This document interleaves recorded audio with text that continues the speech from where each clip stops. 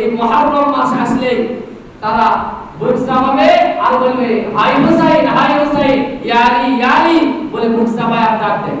তারা মনে করে এটাই মনে হয় শান্তি, কিন্তু আসলে তাদেরকে বোঝা উচিত যে আগে তো রাসূল এসেছে, কথা বলেন ঠিক কিনা? এর পরবর্তীতে হুসাইন রাদিয়াল্লাহু তাআলা ইসলামের জন্য, নবীর বংশকে রক্ষা করার জন্য, নবীর জামাতকে রক্ষা করার জন্য ইহুদির কাছে তারা নির্মমভাবে কারবালার প্রান্তরে তাকে শহীদ করেছে। এটাও কোনো একটা মর্মান্তিক, ঠিক আছে, কিন্তু আসলে এর ধাপটা কি ভাই? পরে। এ ধাপটা কি? কথা বলে যে এই ধাপটা কি পরে। মুসলমান বন্ধুগণ, মুহররম মাস এত বড় একটা ফজিলতপূর্ণ মাস, যে মাসে আল্লাহ সুবহানাহু ওয়া তাআলা আপনার আমার আদি পিতা আদম আলাইহিস সালাতু ওয়াস সালামকে আল্লাহ রাব্বুল আলামিন বলেছিলেন, হে আদম, ওই বৃক্ষের কাছে যাবেন না আর ওই ফলটা ভক্ষণ করবেন না। আপনার আমার পিতা আদম আলাইহিস সালাম ওই বৃক্ষের কাছে গেলেন, শয়তানি ওয়াসওয়াসায় পড়ে ফলটা খেলেন। আল্লাহ সুবহানাহু ওয়া তাআলা আপনার আমার আদি পিতাকে দুনিয়ার বুকে পাঠায় দিলেন। এক নয় দুই নয়, আপনারা জানেন ঘটনা, ৯৫০ বছর এই দুনিয়ার বুকে কান্নাকাটি করার পর আল্লাহ সুবহানাহু ওয়া তাআলার কাছে আপনার আমার আদি পিতা দোয়া করলেন, রব্বানা যালামনা আনফুসানা ওয়া ইল্লাম তাগফির লানা ওয়া তারহামনা লানাকুনান্না মিনাল খাসিরিন। সুবহানাল্লাহ। আল্লাহ সুবহানাহু ওয়া তাআলার কাছে এই দোয়াটা এত পছন্দনীয় হলো, আল্লাহ রাব্বুল আলামিন এই আয়াতটা কোরআনের মধ্যে আমাদের জন্য সংরক্ষিত করে দিলেন। বলেন সুবহানাল্লাহ। আদম আলাইহিস সালাম দোয়া করলেন, রব্বানা যালামনা আনফুসানা ওয়া ইল্লাম তাগফির লানা ওয়া তারহামনা লানাকুনান্না মিনাল খাসিরিন। হে আল্লাহ, আমি আমার নিজের নফসের উপর জুলুম করেছি, আল্লাহ তুমি আমাকে ক্ষমা করো, তোমার রহমত আমাকে দান করো, তা না হলে আমি ক্ষতিগ্রস্তদের অন্তর্ভুক্ত হয়ে যাব। আল্লাহ রাব্বুল আলামিন আশুরার এই দিনে মুহররম মাসের 10 তারিখে আদম নবীর দোয়াটা কবুল করে নিয়েছেন। বলেন সুবহানাল্লাহ। পরবর্তীতে ঐতিহাসিক ঘটনা লেখেন, হযরত ইউনূস আলাইহিস সালাম জাহাজ থেকে পড়ে গেলেন, মাছ তাকে খেয়ে ফেলল। তাফসীরের মধ্যে এসেছে অন্য আবার একটা মাছ আবার ওই মাছকে খেয়ে ফেলল। সুবহানাল্লাহ।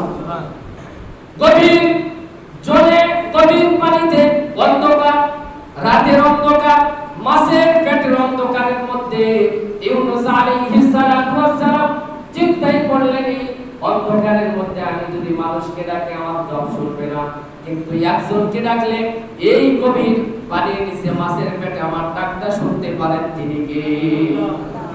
আল্লাহ রাব্বুল আলামিনকে ডাক দিলেন। ইউনূস আলাইহিস সালামের ডাকটা আল্লাহ রাব্বুল আলামিনের কাছে এত পছন্দ হলো, রাব্বুল আলামিন তার দোয়াটা কোরআনের মধ্যে সংরক্ষণ করলেন। সুবহানাল্লাহ।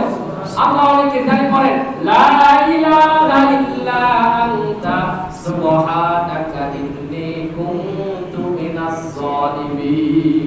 সুবহানাল্লাহ। আল্লাহ সুবহানাহু ওয়া তাআলা ইউনূস নবীর দোয়াটা কবুল করে নিয়ে এই মুহররম মাসের 10 তারিখে তাকে আল্লাহ রাব্বুল আলামিন মুক্ত করে দিলেন। বলেন সুবহানাল্লাহ। পরবর্তীতে ঐতিহাসিক ঘটনাকে ইউসুফ আলাইহিস সালামের দোয়া আল্লাহ কবুল করেছেন। ওই যে নূহ আলাইহিস সালাম এক নয় দুই নয় ৯৫০ বছর পর্যন্ত দাওয়াত দিয়েছে, কিন্তু ৪৫ কেউ বা ৪২ ৪০ এরকম মানুষ দিন গ্রহণ করেছে, আর কেউ দিন গ্রহণ করেন নাই। আল্লাহর কাছে দোয়া করলেন, আল্লাহ এই জাতি তো আমার কথা শুনে না, তুমি আল্লাহ তাআলা আছো, কেউ তো মানে না, আল্লাহ তুমি ফিরাউন দিয়ে তাদেরকে ধ্বংস করো। আল্লাহ রাব্বুল আলামিন বললেন, হে নূহ তুমি একটা কিস্তি বানাও। আল্লাহ আমি তো জানি না। রাব্বুল আলামিন জিবরাইলকে পাঠিয়ে দিলেন, সর্বপ্রথম পানির উপর ভাসমান একটা নৌজাহাজ কেউ পৃথিবীর বানাইতে পারত না। আল্লাহ তাআলা জিবরাইলের মাধ্যমে শিখায় দিলেন, জিবরাইলের সহযোগিতা নিয়ে নূহ আলাইহিস সালাম কিস্তি বানালেন। নূহ আলাইহিস সালাম তার বাহিনীদেরকে নিলেন, যারা ঈমান এনেছে। ফলাফল এত বেশি হয়ে গেল, আমরা যখন দেখি বৃষ্টি পড়ে খালি আকাশ থেকে পড়ে, নিচ থেকে ওঠে নাকি? কথা বলেন, নিচ থেকে ওঠে না। কিন্তু নূহ আলাইহিস সালাম যখন প্লাবন চেয়েছিল, প্লাবন হয়েছিল, তাফসীরের মধ্যে এসেছে আকাশ থেকে বৃষ্টি পড়ে, জমিন থেকে আবার বৃষ্টি ওঠে। এমন পর্যায়ে নূহ আলাইহিস সালামের কিস্তি যখন ভাসমান, তার সন্তান কিনান দিন মানে নাই, যত ভয় বাবা নবী হোক আর কিছু হোক, কিন্তু বাবার প্রতি সন্তানের মায়া আছে না না? আল্লাহকে বললেন, আল্লাহ ওই যে আমার সন্তান এই প্লাবনের মধ্যে কেমনে থাকবে, আল্লাহ তুমি একটু অনুমতি দিয়ে দাও, আমার সন্তানকে আমি একটু নৌজাহানে উঠাই নি। রব্বুল আলামিন ডাক দিয়ে বললেন, হে নূহ না, তুমি তোমার সন্তানকে বলো, সে যদি আমি আল্লাহ তাআলাকে মানে, তাহলে তুমি তোমার সন্তানকে আমি হুকুম দিলাম জাহাজের মধ্যে উঠায় দাও। সন্তানকে বলা হলো, বাবা দিন মানো, তা না হলে তুমি মরে যাবা। এই জাহাজের মধ্যে কালেমা বলে ওঠো, তুমি বেঁচে যাবা। সন্তান ডাক দিয়ে বলল, বাবা না, আমি উঠবো না, উঠবো না। আমার সামনে ওই যে পাহাড় দেখা যায়, আমি পাহাড়ের উপর উঠবো, তোমার আল্লাহর বাণী পাহাড়ে কখনোই উঠতে পারেন না। ওরে কোদারিয়ার মুসলমান, আপনাদেরকে প্রশ্ন করে পাহাড়ে পানি আল্লাহ দিতে পারেন কিনা? কথা বলেন, পারেন কিনা? আল্লাহ রাব্বুল আলামিন এত প্লাবন দিয়ে দিলেন, পাহাড়ের উপর পর্যন্ত পানি উঠে গেল। 40 দিন পর্যন্ত বন্যা থাকলো। 40 দিন পর এই মুহররমের আশুরা 10 তারিখে আল্লাহ রাব্বুল আলামিন নূহ আলাইহিস সালাতু ওয়াস সালামের কিস্তি যদি পাহাড়ে পৌঁছায় দিলেন, বলেন সুবহানাল্লাহ। পরবর্তীতে আপনার আমার নবী সরকারি তো আলো, দো জাহানের বাদশা নবী মুহাম্মদুর রাসূলুল্লাহ সাল্লাল্লাহু আলাইহি সাল্লাম মক্কা থেকে হিজরত করে মদিনায় গেলেন। এই মুহররম মাসের 10 তারিখে হিজরত করে নবী যখন গেলেন, গিয়ে দেখেন ইহুদিরা রোজা রেখেছে। ইহুদিদেরকে জিজ্ঞাসা করলেন, ও ইহুদি ভাই, তোমরা কিসের জন্য রোজা রাখছো? তারা ডাক দিয়ে বলল, এই দিনে মুহররম মাসের 10 তারিখে আল্লাহ রাব্বুল আলামিন আমাদের নবী হযরত মূসা কালিমুল্লাহকে আল্লাহ তাআলা নীল নদীতে অলৌকিকভাবে পার করে দিয়েছেন। সুবহানাল্লাহ বলেন। আর ফিরাউন তার দলবলকে আল্লাহ সুবহানাহু ওয়া তাআলা এই নীল নদীকে তাদেরকে ডুবায় মেরেছে। সুবহানাল্লাহ বলেন। জোরে বলেন না ভাই, সুবহানাল্লাহ। সুবহানাল্লাহ। আমরা আল্লাহ সুবহানাহু ওয়া তাআলা শুকর আদায় করার জন্য আমরা রোজা রাখি। নবীজি ডাক দিয়ে বললেন, তারা তো ইহুদি, কিন্তু এক নবী আর এক নবীর ভাই, এক নবী আর এক নবীর ভাই।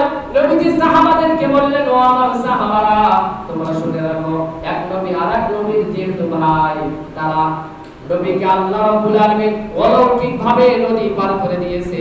এইজন্য মূসা আলাইহিস সালাম রোজা রাখে। এইজন্য আমরা এই বছর রোজা রাখবো একটা, আগামী বছর যদি আল্লাহ সুবহানাহু ওয়া তাআলা আমাদেরকে বেঁচে রাখে, আমরা দুইটা রোজা রাখবো। আল্লাহর রাসূল বলেন, সিয়াম ইয়াউমি আশুরা ইন্নী আহতাসিবু আলাল্লাহি আইয়ুকাফিরা সানাতাল্লাতী ক্বাবলা। আমি আশা রাখতেছি আল্লাহ রাব্বুল আলামিনের কাছে আমরা এই আশুরার রোজা রাখলাম একটি, এই রোজার কারণে আল্লাহ সুবহানাহু ওয়া তাআলা আমাদের বিগত 1 বছরের গুনাহ আল্লাহ মাফ করে দিবে। তাহলে মুহররম মাসে যদি রোজা রাখি, বিগত আমাদের একটি বছর চলে গেছে। কথা বলেন ঠিক কিনা? একটি বছরে আমাদের যত গুনাহ হয়েছে, আল্লাহ রাসূল বলেন, আন্নী আহতাসিবু আলাল্লাহি আইয়ুকাফিরু সানাতাল্লাতী ক্বাবলা।